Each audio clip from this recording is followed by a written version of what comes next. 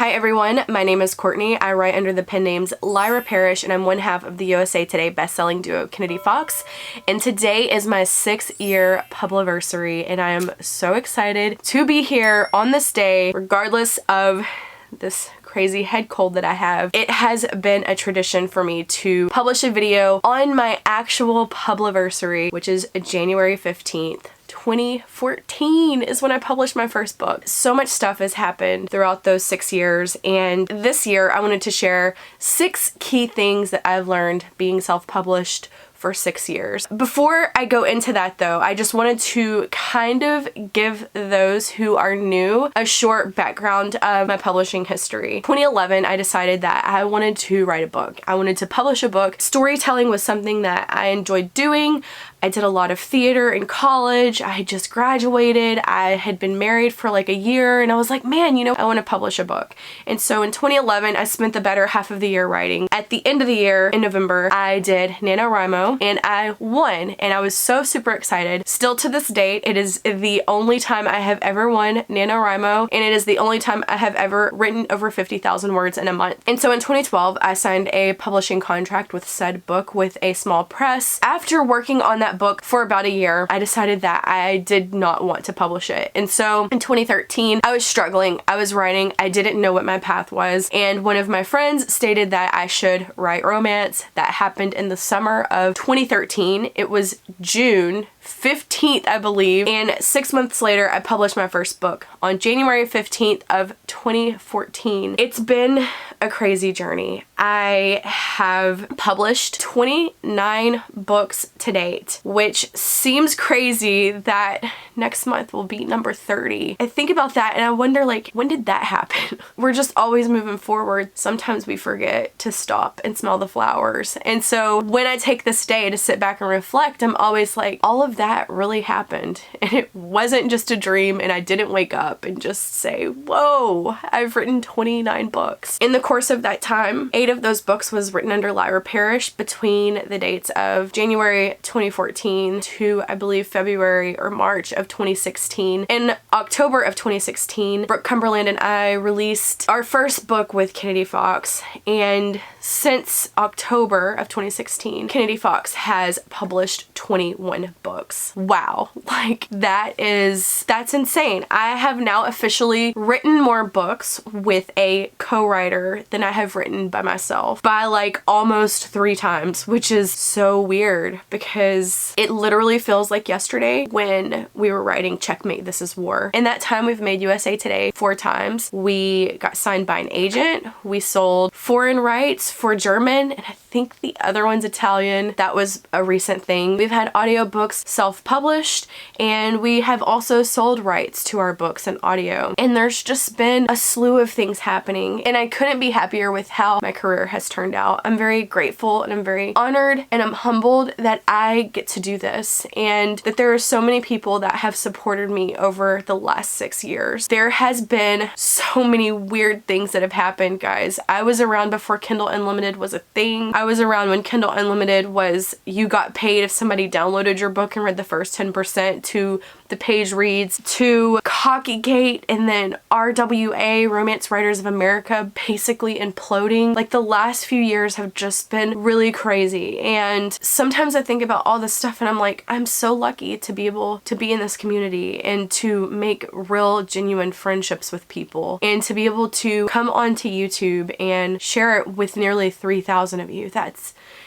It's insane. And I think a lot of times as authors, we don't take a moment to reflect on the things that we've actually accomplished. And I know sometimes, like, it's so easy to get frustrated. I've had really great years, guys. I'm not gonna lie. I've had fantastic years. Years that dreams are made of. And I have had years that are so bad that I question every single thing that I'm doing. And before I get into it, I guess we should just go ahead and start with the 6 points that I wanted to share on my 6-year publiversary. These are in no particular order. They can all be switched around because I feel like they're all very important to me as an author, where I am in my career now. And without further ado, here are my 6 points. As a self-published author, you have the power to make change. And It's something that I truly believe, obviously, because I was at a point with Lyra Parish. I was ready to create a new pen name. I had tried, I had constantly struggled for what I felt like, which now I look back and I go, well, of course, that was growing pains. We all go through those. But it's important to know that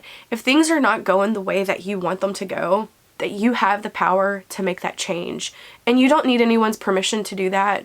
And I think so often we're so scared of firing that editor or firing that cover designer, getting new beta readers, or going in a completely different direction with our brand. And as self-published authors, I feel like that is our right. This is our business. And at the end of the day, it is a business. I care about the way that I make people feel because that's something that's really important to me. But if somebody is not doing what you are paying them to do, you do not have to keep paying them. I have had friends in the last few years that I've just said, if your editor is treating you like this, or if your editor is not doing the job that you expect them to do, why do you keep hiring them for the next book? Why? Be open and willing to question all those things. For real, if you feel like you need to change, then the only person at the end of the day that's holding you back is yourself. And when I say change, I'm not just talking about people that provide services for you. I'm talking also about Kindle Unlimited versus having your books on all platforms. And this is something that's really big to me, guys, because Kindle Unlimited nearly killed our career in 2019. The first 4 months of the year were not good. They were what nightmares are made of. There were several points when we questioned, like, should we keep going with this? Is this financially worth it at this point? And of course it was, and of course we weren't ever gonna give that up. There's a point when you know that something's got to go. And a lot of people ask me, well, Courtney, when do I know that I should pull my books from Kindle Unlimited? My answer to that is when you have nothing else to lose. We wait and we wait and we wait for Amazon to save us, but at the end of the day, we have to be able to save ourselves. We have to do what's best for our brand and for our books. And when you have nothing else to lose, that's when you find the strength inside of you to make a change for yourself. And do not be scared to do that. People pivot all the time, guys. If you want this to work as a career, there's gonna be several times when you have to do that and something just isn't working. And when you figure it out and when you make that change, it will be worth it in the end. Leaving Kindle Unlimited for us was one of the best career moves we have ever made. I have made more money than what my corporate job pays me by leaving Kindle Unlimited. And that's just since like July. I'm so grateful and thankful that people welcomed us back on those other platforms, and readers are so excited to be able to finally get our books. This isn't me hating on Kindle Unlimited, which I know a lot of you think that I do hate on Kindle Unlimited, because I typically do.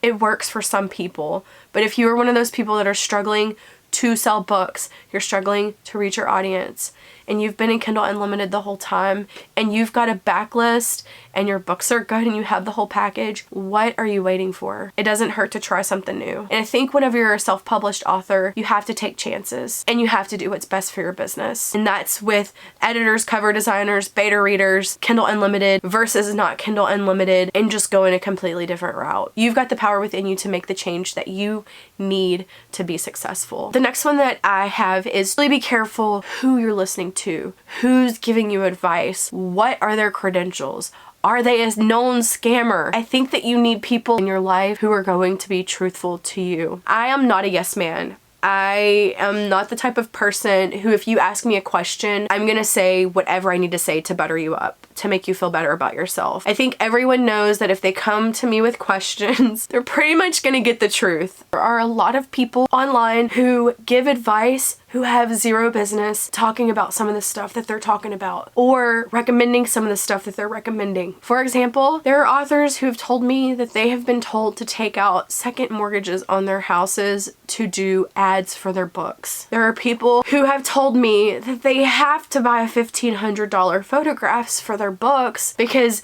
they really need that exclusive photo from X photographer because that's what's going to sell their work. There are people who have told me that they have to pay the $2,500 for edits because that's the editor that all of the great authors use, and it looks really good to have them edit your book. Guys, question everything. Do you really need the image? Do you really need that editor? Do you really need to take a second mortgage out on your house? Do you really need to buy the $5,000 course or go overseas to a writing retreat? I think that sometimes we get so caught up in the FOMOs or missing out or being left behind that we do these drastic things, and it's for no reason. Because 6 years ago, I can't even tell you the first editor that I hired for my book. I can't tell you that person's name. I can't tell you the second person's name that I had edit it again. I can't tell you those things. My point is, at the end of the day, those people are not going to sell your work for you. At the end of the day, it's up to you.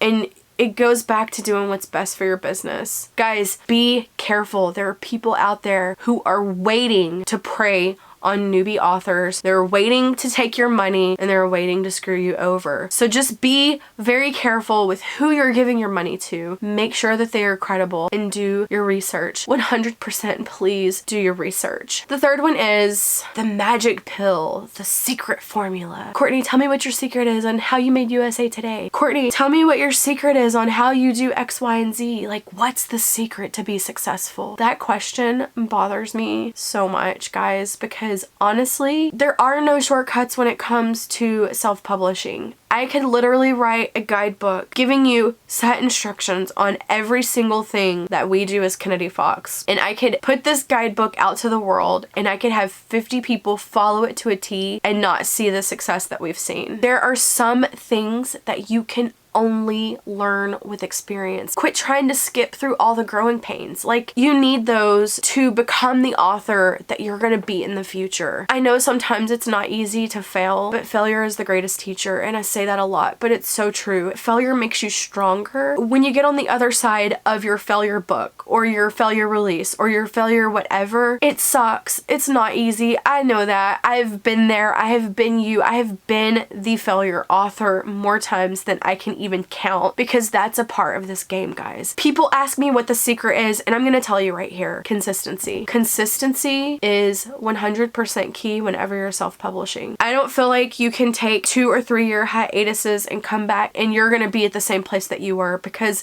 the market is always shifting. I feel like consistency is one of the reasons that Kennedy Fox is so successful. We have built trust with our audience, and we are consistently releasing. You have to be consistent to yourself and to your brand, and that's it. And if you continue doing that, you're gonna learn so much, and you're going to find the success that you want if you're consistent, because consistency means that you are continually moving forward, and you're continually writing that next book, and you're continually honing your craft and your publishing. And when the industry has those small little blips and changes, you're there because you're still in the trenches and you're still doing it. And if anybody asks me what the secret sauce to being a successful author is, that would be what I tell you. It's consistency in your brand and in your writing. Just be consistent. Number 4 is, if you make time, you have time. It's one of the sayings that I say all the time. Take a shot every time I say time. But it's true, because people ask me, how do you have all this time to do all this stuff? It's important to me. I make time to do it. And I have the same amount of time as everybody else. And I've got a full-time job, and I've got a writing career, and I've got a husband, and I've got other hobbies, and I have a lot of things that I like to do. I like to travel, and I like to unplug sometimes, and I like to read books, and I like to do all these things. But my eye has stayed on the prize consistently for 6 years, and it's still to this day, my eye is on the prize. And the prize to me is to be able to do this every single day of my life. And to me, look at the big picture of things. I go, if I don't do this thing today, will I have time to do that tomorrow? Can I make time to do that? Yes, I can make time to do that. I live and die by my schedule, and I know some people are not as anal as I am. Staying on schedule means making time for important tasks, and it's not always easy, and there are days that I'm exhausted, or there's days like today where I am like so freaking sick, but I made time for this video because it's important to me. And there's no room for laziness in self-publishing. There is zero room for laziness. Like, I feel like you have to be one of those people who is very driven. I'm talking about making time for the things that are really important to you in your career. And you can find 5 minutes here and there. People ask me how I write so much. Guys, I write during my lunch break nearly every day. And if you're following me on Instagram, you can see that I do that. And this week alone, it's only Wednesday, I've written nearly 3,000 extra words by writing during my lunch break, because that's important to me. And because I've had a lot of personal things in my life happen that has put me behind on my deadline. And so if you make time, you have time. 100%. Number 5 is you can be successful as hell with a full-time job. Baby, do not let anybody discredit you or make you feel like you're less than because you have a day job that you go to and you do all your literary stuff at night. I think there is this underlying stigma somewhat that if you have a full-time job, then you're not as successful as those who get to write full-time. And I don't believe that rhetoric whatsoever, and I am living proof of that. And I just want to say that if you are working to support your family or to have insurance and making your writing your second priority of the day and you're hustling and you're doing that, that makes you a very strong person. It takes dedication to go to a day job every day, Monday through Friday, and work from the hours of 8 to 5 and then to come home and do this. We have to schedule our time. We don't have just extra hours throughout the day where we can possibly do that task. Like, there is a limited amount of hours where things can be done. Having a full-time job doesn't mean that you're not a successful author. I don't understand that. As long as I've been working at my job, I've been writing. I started my corporate job in 2009. I started writing in 2011, and I have been writing the entire time that I've had this job. I have been writing the entire time that we made all the lists and sold all the books and got the agent and the audiobooks and all of that. And I know several people who are like at a level that's just, I'm here and these people are like, you can't even see my arm. They're way up here and they have corporate jobs and they're not quitting them because they love their job and they've worked very hard at it. There are people who are doctors and dentists and whatever the case is, and they went to school for a long time and they're still writing. So I don't want people to think that they have not quit their job yet, so they're not successful, because that is not true. That is not true. I know that the dream is to quit your day job. I know that more than anybody else because, guys, I have been doing this for so long. Next year will be 10 years that I have been writing consistently. 10 years. And I thought that when I hit my 5-year mark, like, I was totally going to be able to quit my job. I literally thought that, and it just didn't happen because life happened and I learned that I had kidney disease and my world was kind of turned upside down, and to me it was more important to take care of myself than to quit my job, because I could have quit my job at the beginning of 2018, but I'm glad I didn't, because I would have had this false sense of security with all the money that we had made, and then we joined Kindle Unlimited and had a horrible year. But that is no more. That being said, don't think that you can't be successful if you're holding a day job. That is straight up BS. There are full-time authors that are not successful. Let's just go ahead and say it. That's not me hating on anybody. That's me saying that you shouldn't fall victim to that narrative, because sometimes it's a false narrative and it's really easy to buy into the lifestyle and to buy into these things about being a full-time author. But when you peel off that mask, guys, it's somebody whose husband is paying for everything, or they're a trust fund baby and their parents have funded everything, or their inheritance is gigantic. But that's a lot of people's stories, but a lot of people don't tell that narrative. And it doesn't make you less than because you have a day job. Don't be embarrassed of that. My point is, there are people out there who is selling the lifestyle to other authors. It's natural to want to compare yourself to them and their level of success and think that you're less than because you are not doing those same things. There might be other outside factors to that. If quitting your job is your ultimate dream, it was my ultimate goal, it's something that I have wanted for so long, when you finally get there, it's gonna be that much sweeter. It's gonna be great. You're gonna be able to say, I wanted that so bad and I worked so hard for so long and I made it happen. And that's a huge accomplishment. So yeah, if you have to, you go to that job and you write and you hustle and you save that money and you pay off that debt and you do those things, and know that you're just as good as anybody else. And the last thing that I have to share is, you cannot control every aspect of your life. I don't care how far ahead you are in writing. I don't care if you have 10 books written. I don't care if you've got your marketing plans pushed out to 2021, or like Kennedy Fox, we know we're writing all the way up got to the spring of 2021, it doesn't matter because life happens. This last year, I learned that on 2 different occasions, and I'm still trying to find my normal from that, and I'm not gonna cry. I'm gonna hold it together because this is not the video for that. It doesn't matter how much you plan your literary life. Things are gonna happen. You're gonna get sick. Your family members are gonna get sick. Your pets are gonna get sick. You might have to evacuate. There could be storms or fires like in Australia. Like, you don't know what's gonna happen from outside forces. I think it's super important that when stuff happens to you, that you take mental health days. And that's something that people don't talk about much, but I think that it's so important because if you don't, you're gonna burn out and you're not gonna produce your best work. You're not gonna be happy and you're gonna feel lost if you're like me. And I think that it's so important that whenever life knocks you down, that of course you get back up, but you have to give yourself time and you have to give yourself grace. And you can't let those negative thoughts creep in that, oh, well, I'm behind now because this happened and now I'm gonna miss dates and blah, blah, blah. Taking the time to recover from something that's traumatic in your life is so important. And a lot of stuff has happened in the last 6 years in my life, a lot of really big changes and a lot of things that I've had to personally deal with. And throughout that, I was consistent, but it was important for me to take the time for myself. And if that means meditating or just sitting in a quiet space or stopping and smelling the flowers or eating the piece of cake or whatever the thing is, because if you don't, you may look back on your life and you may regret things. And one of my big things is to not regret stuff in my life, in my publishing journey. I don't want to be an 85-year-old woman and regret anything. And I think taking care of yourself and really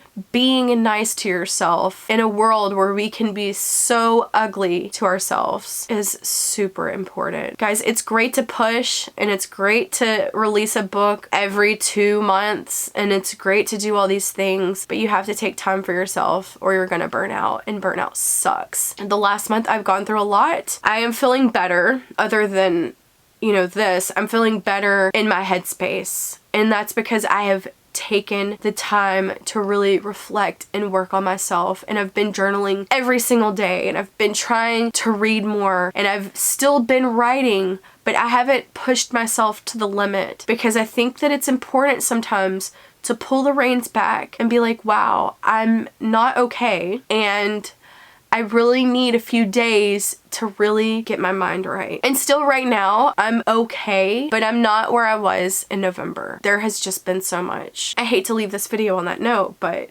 take care of yourself. You've got to take care of yourself so you can take care of yourself. You know what I mean? I know this video is kind of long, and I know that I have been away for a few weeks. And I refuse to not make this video because it's important for me to look back on. Earlier this week, I watched my year 4 video and I watched my year 5 video. And I'm very happy to be able to put this with that compilation. Not just for you to see, but it's also important for me to be able to look back at what I was thinking and feeling at that point in my life. I've got a lot of goals for 2020. I've got a lot of things to tell y'all, which I haven't shared with y'all yet, which I will soon. There's a lot going on in my life, and that's not going to change anytime soon. There are times when I feel like I don't know how I'm going to juggle it all, but it goes back to looking at my goals and taking the time for myself. And I just want to really encourage you all to be true to yourself. Out there in the publishing world, be true to yourself. Be yourself. Don't try to be somebody else. Don't try to copycat somebody else. Everybody wants to be successful, and I want everybody to be successful, but don't be a hack. Be true to yourself and be true to your brand and be true to your books and your story and your characters and your friends. I mean, there are so many people that I'm friends with, that I've been friends with before I accomplished anything. And those people I know are not trying to use me in any way. Those are people that I know who genuinely like me for me, not because of what I've accomplished. And, you know, I'm so grateful for those people because I talk to many of them like every single day, and I have for like 6 years. So to my friends and to my colleagues and to my husband, thank you for being here. To my YouTube subscribers, thank you for being here. I appreciate all of you so much. And I've had a crazy ride and it's not over. I feel like it's just starting. 6 years and it's just starting. Like, There's so much, it's so exciting. I can't even tell y'all how I feel. Like I'm overjoyed when I look back at my past, and I am so damn excited about my future. But with all of that being said, thank you so much for being here. I hope to be back on regular schedule very soon. I appreciate you all so much. I hope you have an amazing, awesome week. You accomplish all your goals and you write all the words. And I'll see you again in my next video. Bye guys.